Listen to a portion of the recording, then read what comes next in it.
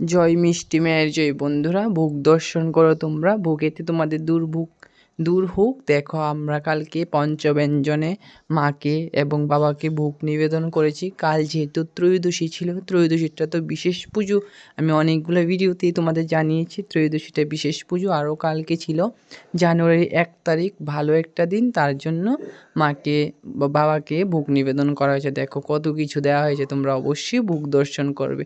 ভোগ দর্শন করে যদি আমরা আমাদের কোনো কিছু ইচ্ছা ঠাকুরকে জানাই, তাহলে সেই ইচ্ছাটা পূর্ণ হয়, আমাদের দুর্ভোগ দুঃখ দুর্দশা এটা কেটে যায়। তার জন্য তোমাদের সঙ্গে শেয়ার করলাম। আর কালকে ভোলানাথের রূপটাও শেয়ার করলাম। আমরা এক ভোগের মধ্যেই সবার নামে ভোগটা নিবেদন করে থাকি। তো কেমন হয়েছে অবশ্যই তোমরা জানাবে। আর এখানে দেখো মিষ্টি মাকেও তোমরা দেখে নাও।